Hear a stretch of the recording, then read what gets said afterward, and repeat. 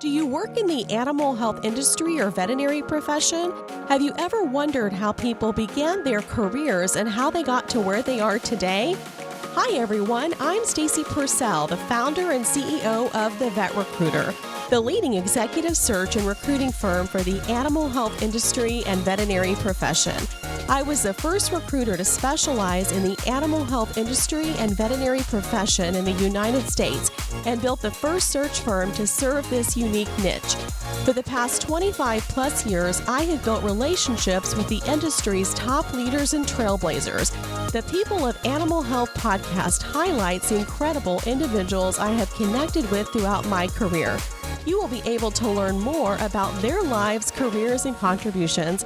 With our wide range of expert guests, you'll be sure to learn something new in every episode.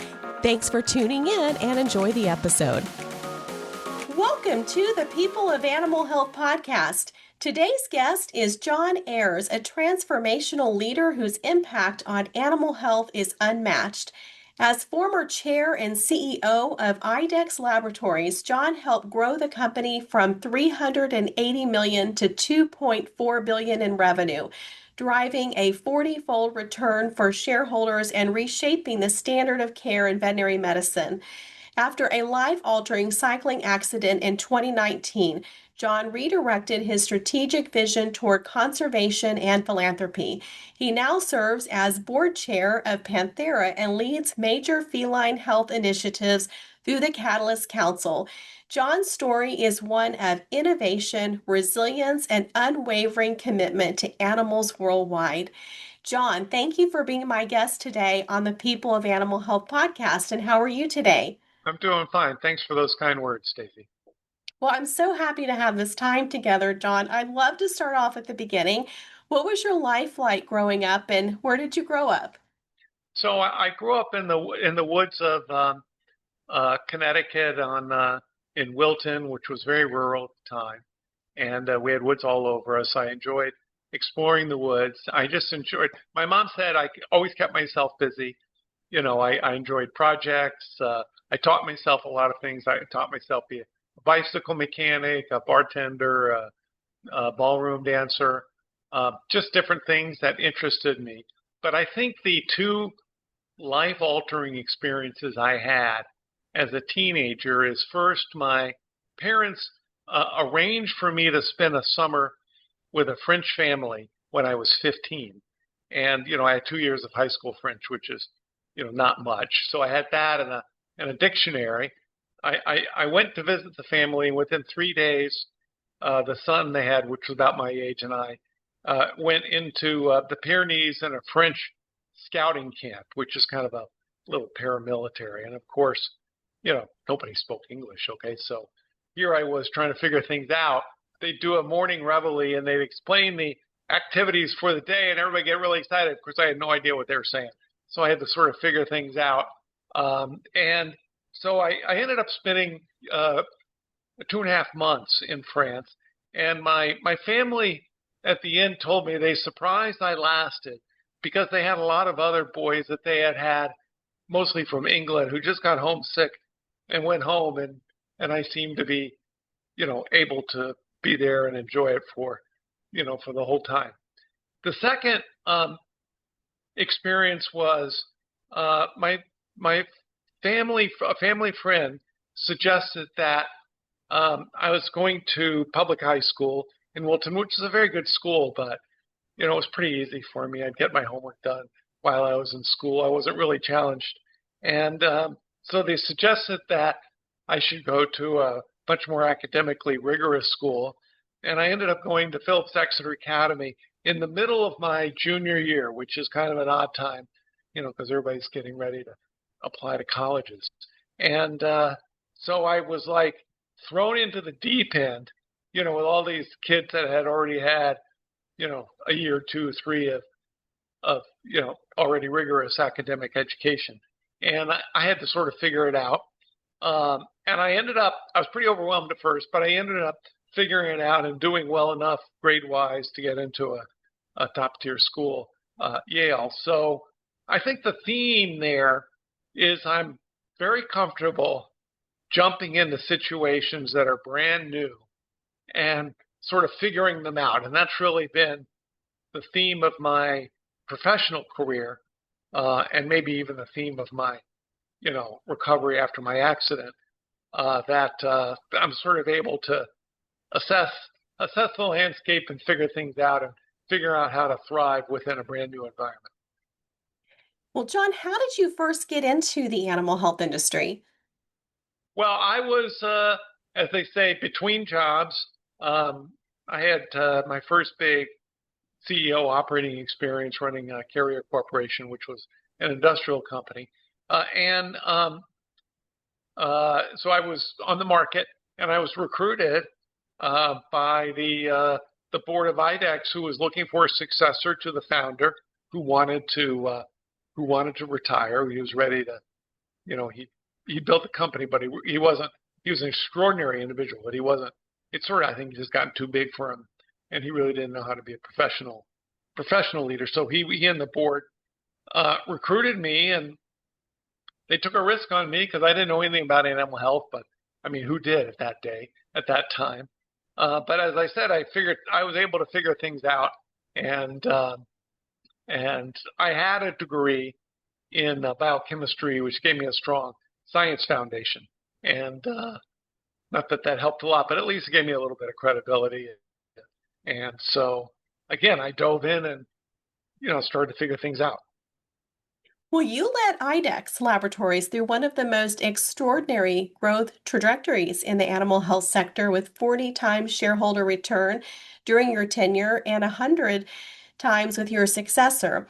When you look back, what were the non-obvious decisions or bets that truly transformed the company? Of course, there were many, many, many, but the company had been, it had an innovation gene when I got there. Just didn't really know how to channel it. But it didn't get to being from 0 to 380 million out of nowhere. It was all, kind of a roll up of different acquisitions, primarily in diagnostics, and then really focusing on innovation. So again, I had a background in Wall Street, actually, 9 years on Wall Street. So when I talked to the Wall Street analysts, they said, well, look, you're going to be valued based on growth. And so I said, okay, I'm going to go figure out organic growth. So I'll figure out organic growth. So we really worked on the innovation, and we really focused on innovation. And it was primarily, the company was a leader in diagnostics, and it also had a pharma position, which was, extremely small. So we ended up actually getting out of that business. But the diagnostics, and then it was also a leader in software, which I thought was kind of a nice match because software is about information management, and diagnostics, the product of diagnostics is information, which allows for, a differential diagnosis. So we really doubled down on investing organically in instead of through acquisition in diagnostics, and then we had the luck of the tailwind of the growth of the pet health market. And then in 2014, probably many people would say is my most important single decision, is we decided to go from a hybrid distribution direct model in the U.S. to a fully direct model. And that was very challenging to execute because, we had a lot of people upset with us, but that actually allowed us to get closer to the customer. And after a kind of a rough 18-month period where, from the outside, it wasn't clear that it was going to work. We knew it was going to work. We were totally committed to it. And we made it work.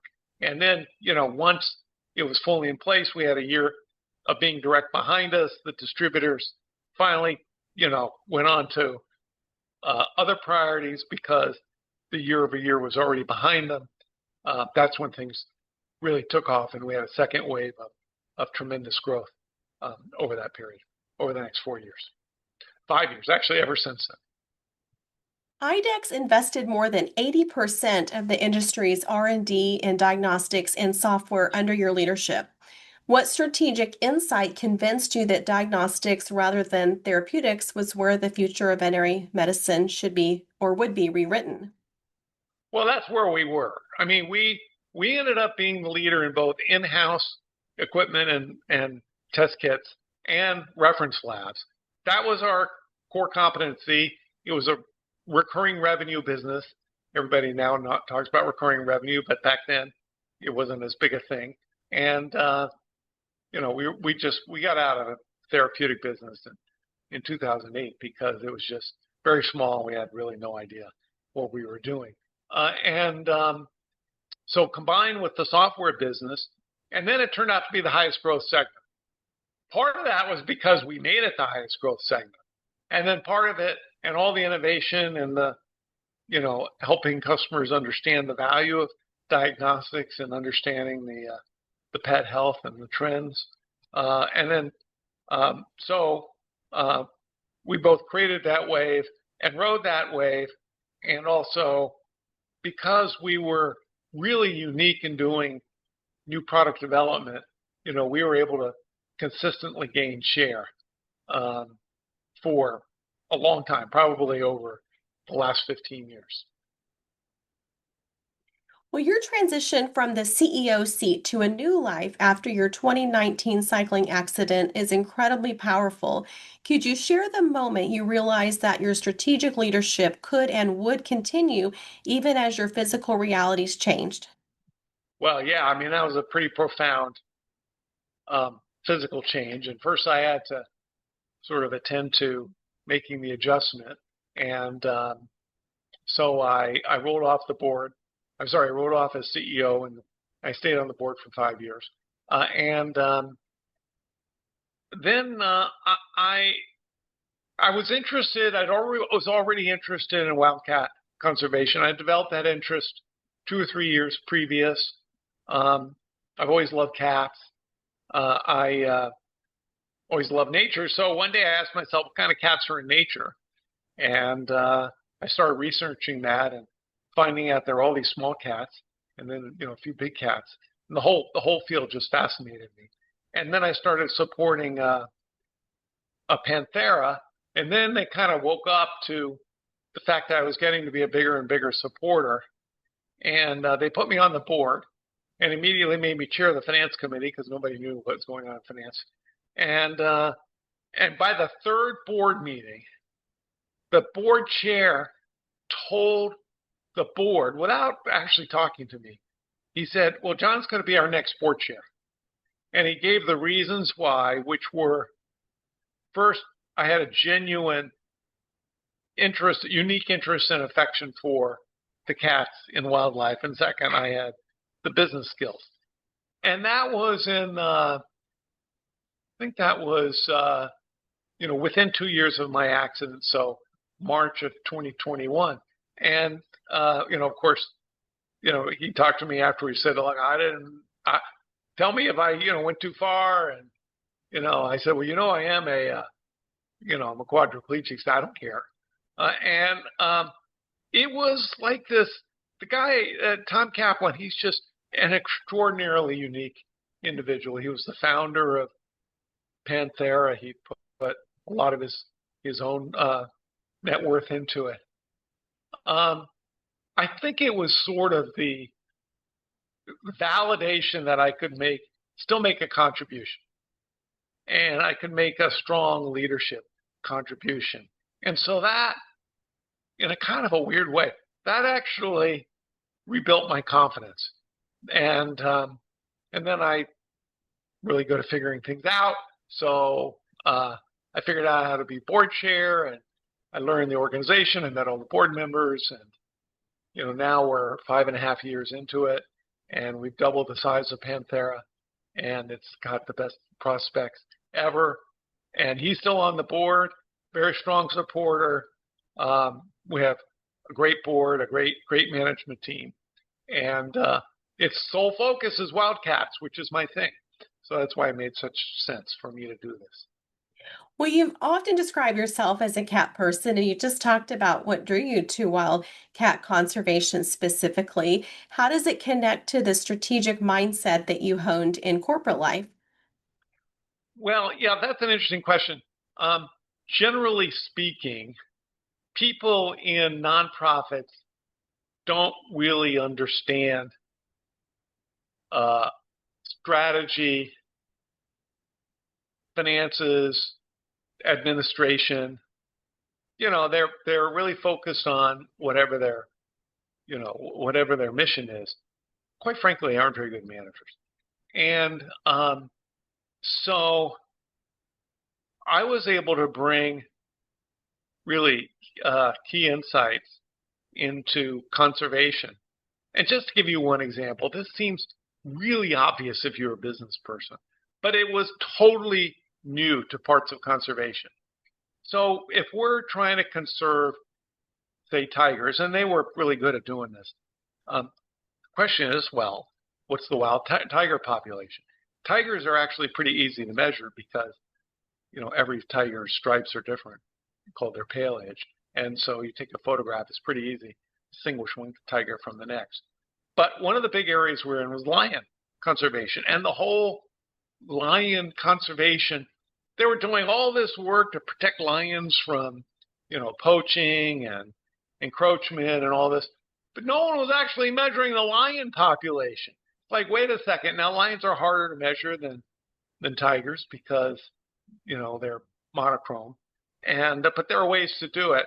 So I brought the whole concept of, hey, if we're going to do all this conservation, we need to have an objective, to use business terms, and, I use this for business people. We need to have, of course, we're doing all these different things. We need to make sure that, we're protecting the area, that we have good relationships with the countries we're in. We have good relationships with the local communities, indigenous peoples. But we also need to measure, are the lion populations stable or growing? And it turns out lions are like what we call an apex or a keystone species, because they're the first to go when a geography is challenged for all sorts of reasons. And when the apex goes, it puts the whole ecosystem out of kilter. So this is actually an innovation that we have brought we've actually achieved alignment very recently over the last year, that in addition to everything else, we actually need to measure, are the lion populations that in those areas that we're protecting, are they stable and growing? And so it's an example of how you bring business skills to conservation, marry the two and get the benefit of both. Well, as chair of the Catalyst Council's Feline Market Insights Committee, you lead research on emerging trends and the future of feline health. What is one insight from your recent research that you believe veterinarians and industry leaders still underestimate? Well, I got involved with Catalyst Council late last fall when I resigned the board of IDEXX. I was approached by Jane Brunt, the executive director, whom I'd known because she knew I was a cat guy from a long 16 years previously.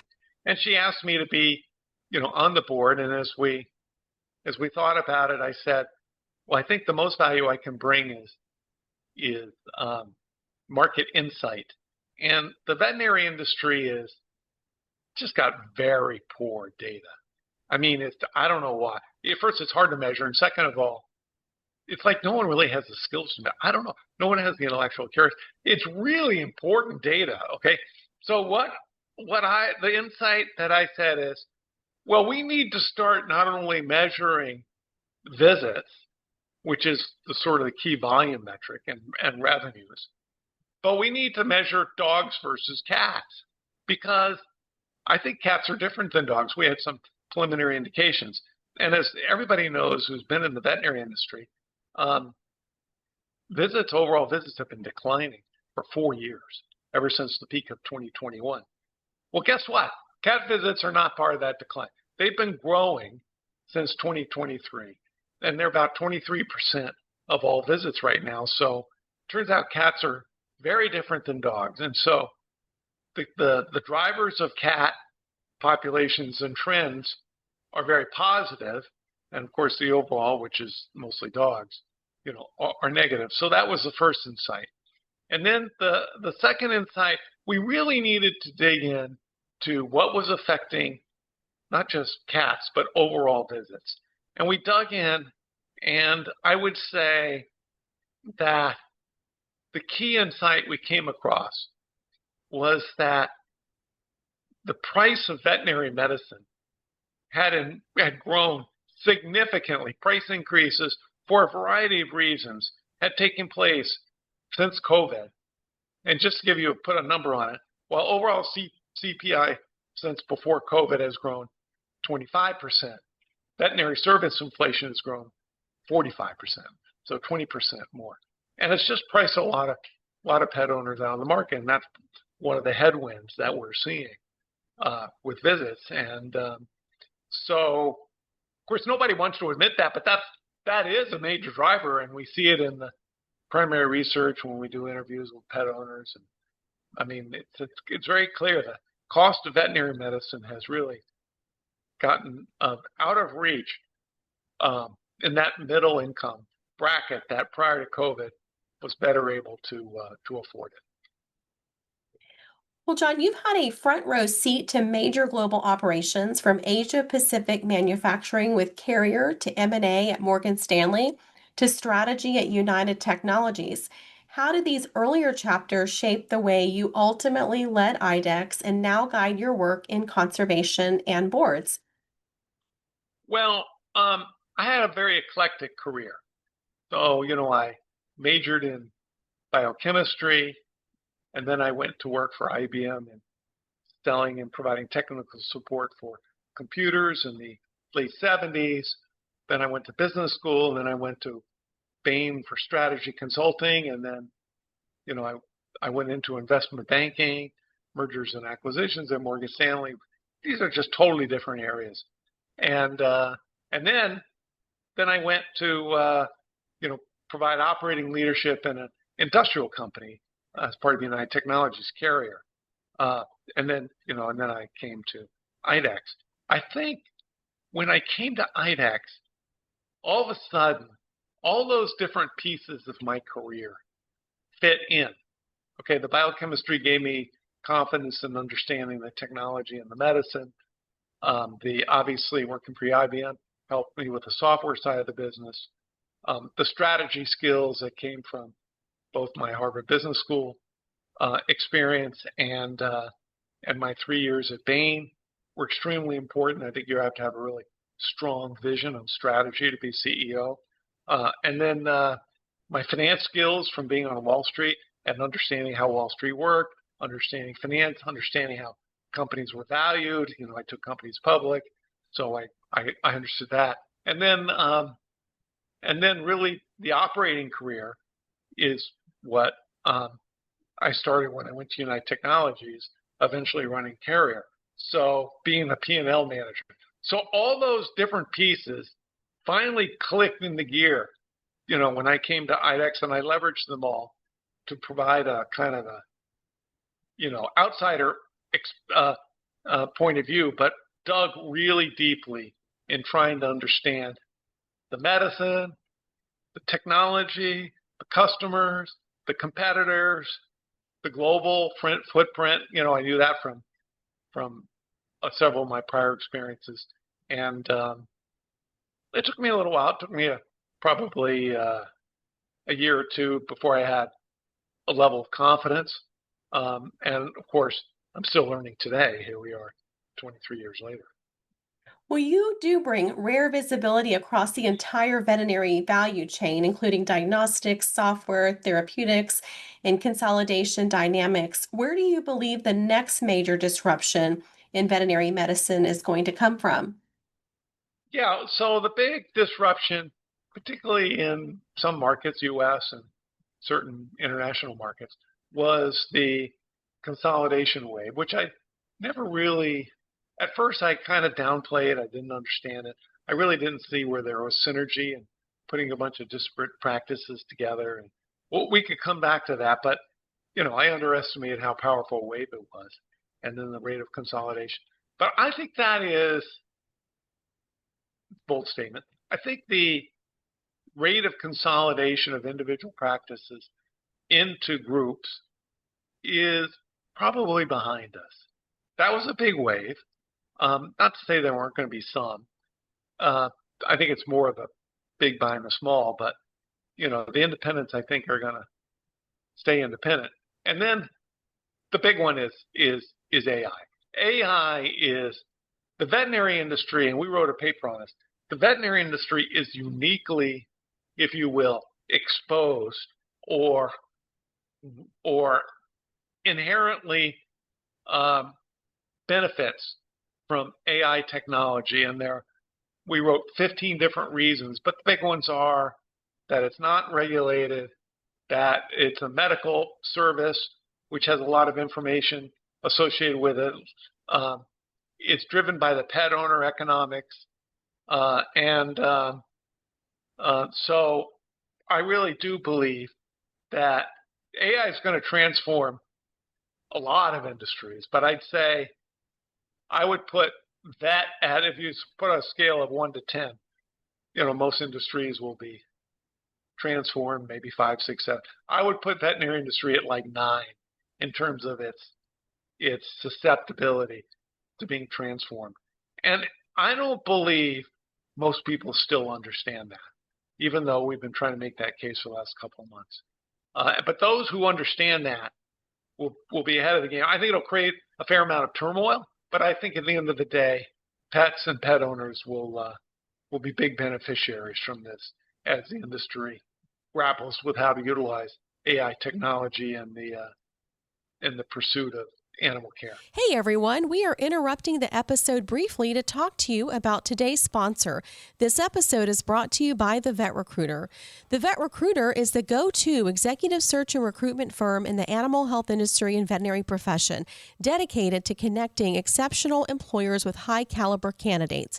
With a deep understanding of the animal health industry and veterinary profession and a vast pool of talented candidates, we make the hiring process seamless and efficient for the animal health and veterinary employers who have critical hiring needs.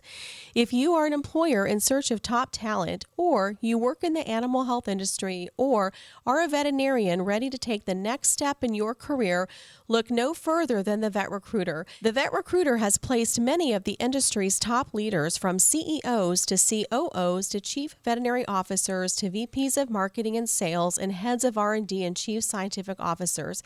We have built sales forces for many leading animal health companies and have placed more veterinarians in clinical practice than any other search firm in the U.S. Ready to take the next step? Visit thevetrecruiter.com today. That's thevetrecruiter.com. And now let's get back into the episode. So having said that, all about the AI, what does your crystal ball say about what the future looks like for the animal health industry and veterinary profession? Yeah, so, there are a lot of people who are, particularly U.S., who kind of depressed by the decline in visits that we've seen for 4 years and wondering if the big growth wave is over. I don't think so. I think what's going to happen is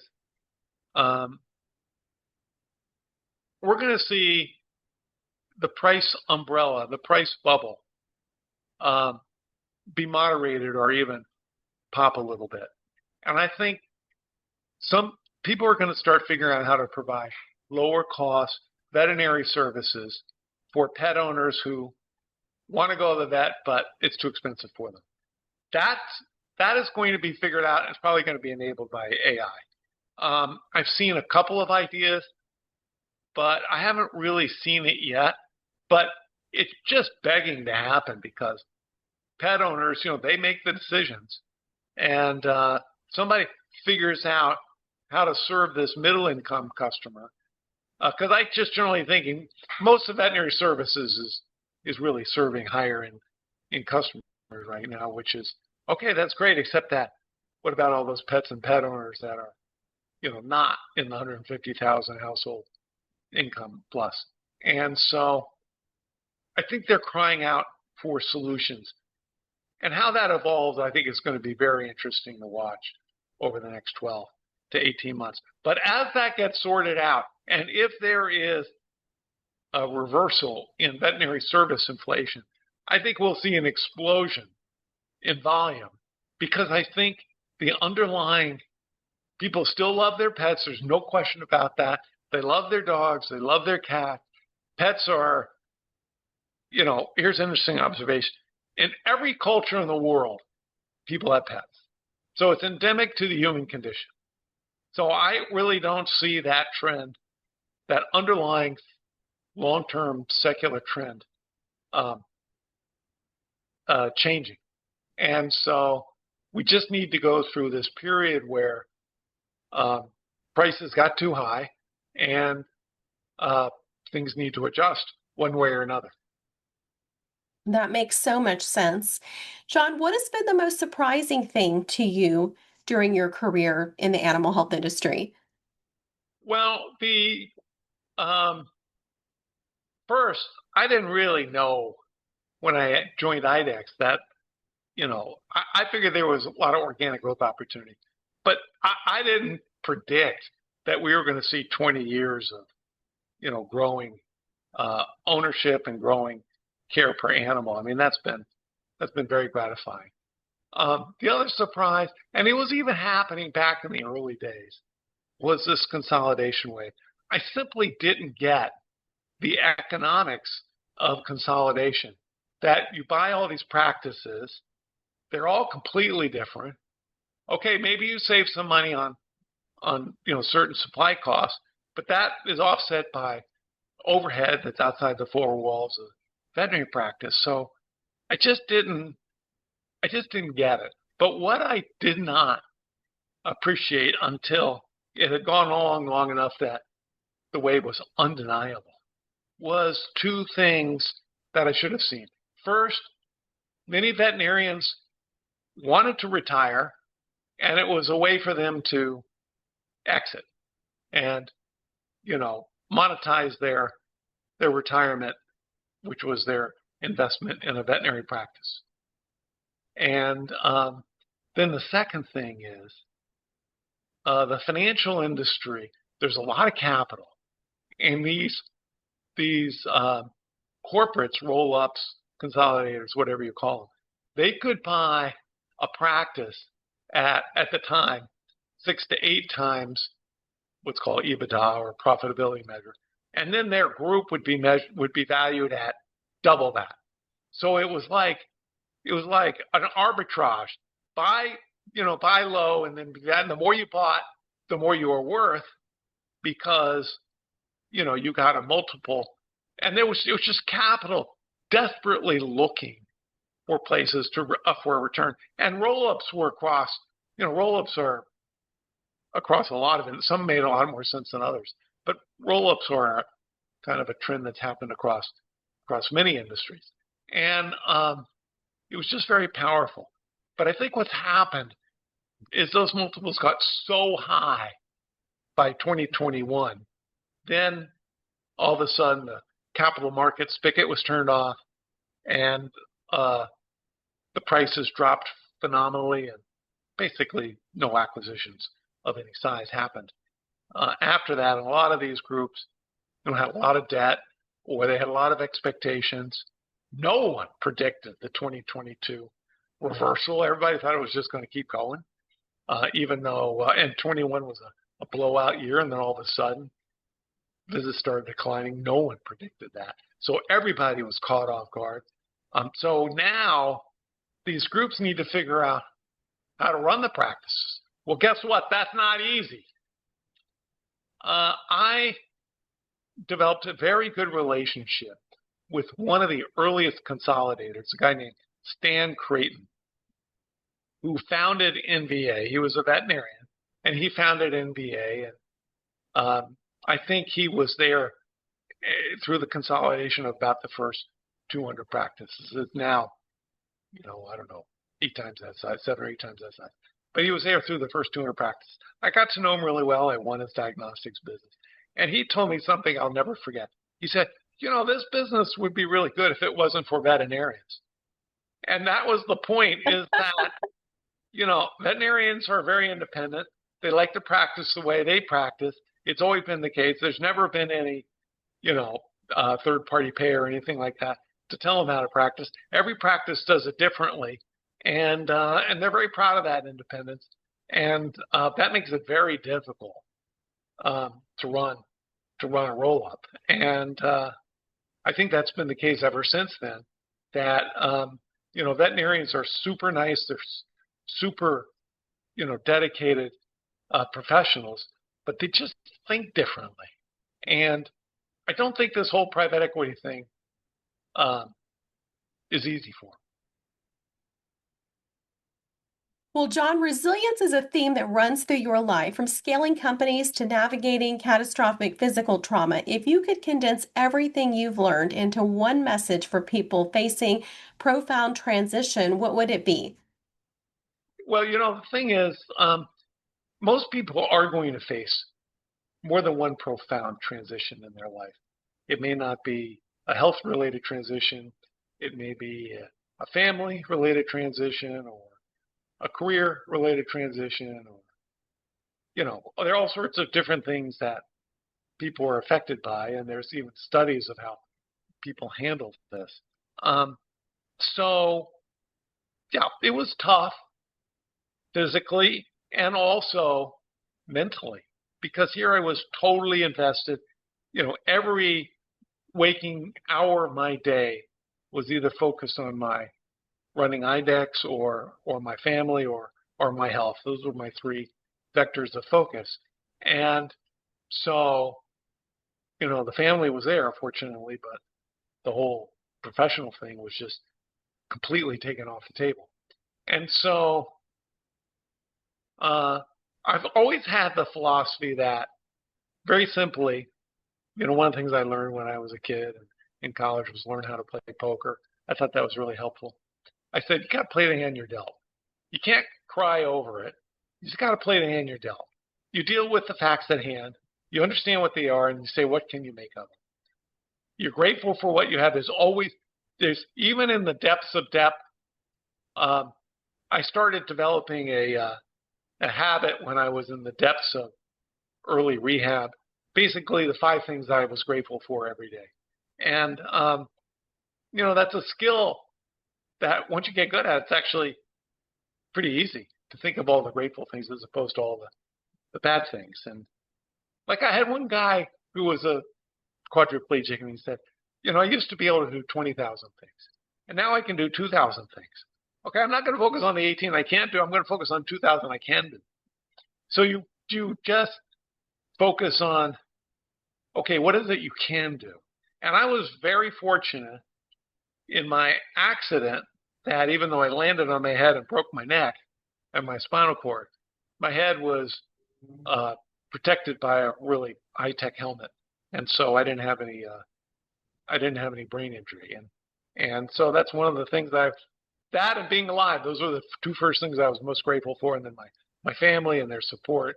So and me being positive helped everybody else through it, because obviously this is the kind of thing that affects everybody around you forever, So, yeah. What advice what advice would you give the younger version of yourself? Okay, so I did not really focus on my health until I went through a transformation in 2010. And we became empty nesters. We had more time. I gained a lot of weight. And in 2010, that's when I actually started cycling. And I lost 50, 60 pounds, and all through diet and exercise. But the main insight was your health is your number one priority. Without your health, you can't do anything else. Okay, so you have to spend time on your health. This might be strengthening cardiac for your heart, eating well, mental health, dental health, whatever it is, skin health, all those things. You have to put that as your first priority. And the insight I had was that I first said, okay, I'm just going to make this my first priority. And I totally transformed. It took me a while to really understand what that meant. But I said, okay, if my career has to suffer, so be it, because, I can't do my career without my health. Well, what happened was really interesting. Nothing suffered. It actually gave me more energy. I became much more aware and energetic and mindful once I really started focusing. as part of my, part of being a human being. And even though I was under enormous pressure running a publicly traded company and, having 3 daughters that were moving from teenager to college and, a lot of other things, I found that I was just able to handle everything better. I was able to handle stress better, and I never looked back. And health has always been my number one priority. And I wish I had figured that out early. I made that transformation when I was 54 years old, and it made a huge difference in my life, and I think my performance across the board really improved as a result. Even though I thought I was, pretty good before then, but I think it really helped. And it's still my number one priority today. Obviously, a little different with my handicap. Physical exercise takes a different form, but I'm still able to do it. And but diet is still super. I'm continually learning things about how to have a good diet, how to have a good mental disposition. It's just a lifelong commitment to your physical and psychological well-being. It is something you can start at any point. 54. That's when I started. What advice or what message or principle do you wish you could teach everyone listening to our podcast today? Well, I think it's very easy to get down and feel the pressure and get cynical, and I would just resist all that. I'm not saying don't be realistic, of course. You got to be realistic. We took a lot of risk, when I was running IDEXX, but they were, I think, prudent risks. They weren't just swing for the fences, and if you lose, you struck out. But I think it's important to have that sort of that attitude. And at the end of the day, if things don't go the way you wanted them to go, you still have, I did the best I could. And there's always a new day. So look, I can't beat myself up too much because I put everything into it. I did the best I could. And, every day, we're around, we get another shot at it. Every day is a new day. Well, Jon, some of our guests say they've had a key book that they read that they helped them. Do you have a key book in your life that's impacted you the most? Well, I thought about this because you gave me that question. I read a lot of books. Okay, I read history. I was really into strategy and management books early in my day, particularly the first 10 or 15 years. But somewhere along the way, I read a totally unique book, and it was called The Origin of Wealth by a guy named Eric.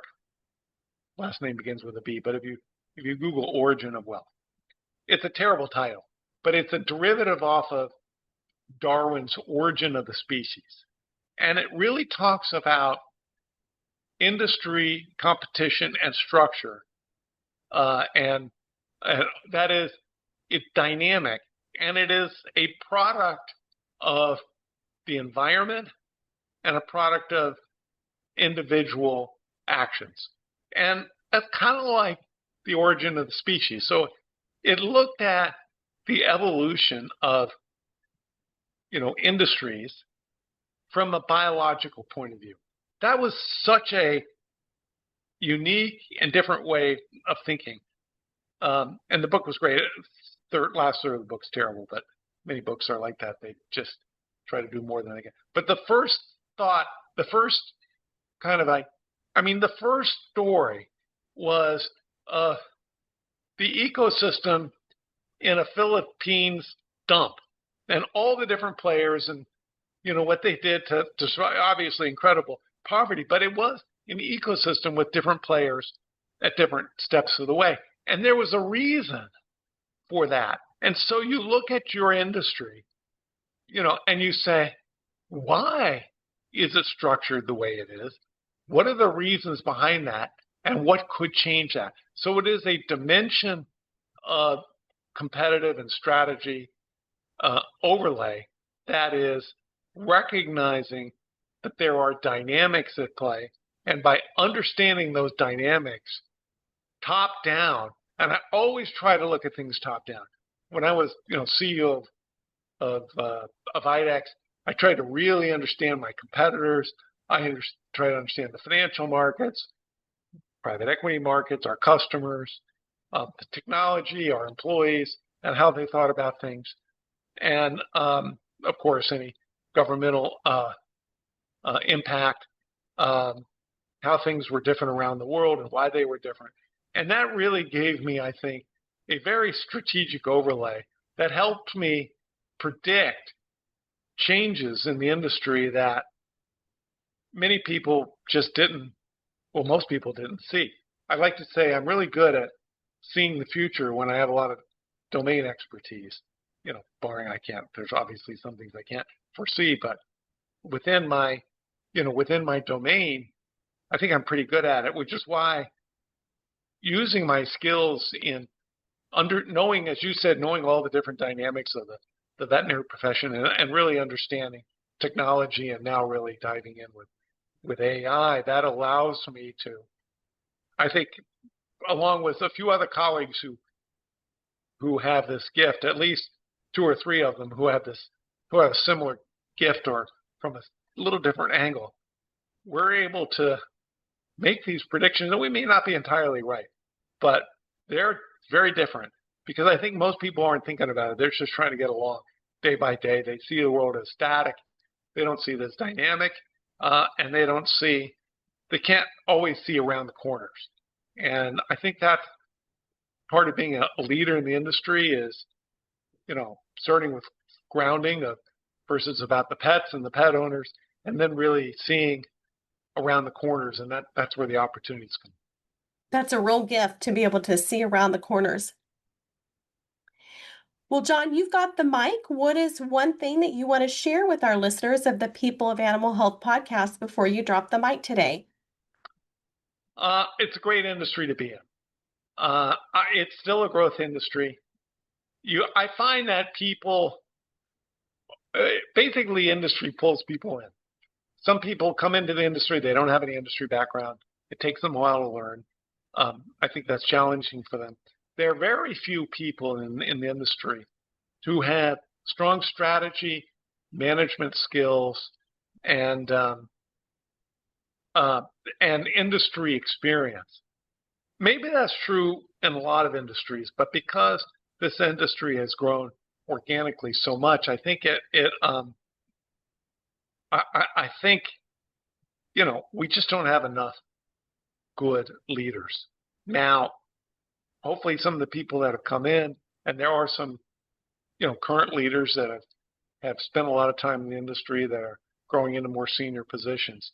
But really, it's worth investing in and understanding the industry and going beyond your job, understanding AIFI yourself, understand the customers, understand the medicine, understand the industry structure and the players, particularly if you aspire to have a leadership position. And I think you'll be rewarded because it's better to be in an industry that's growing, than in an industry that's not. Such a good point. What a great industry we're in. Well, Jon, thank you so much for taking the time to talk with me today. It's been a pleasure. Thanks so much, Stacy. Good luck with 2026. Happy New Year to you and everybody. Thank you. You too, Jon.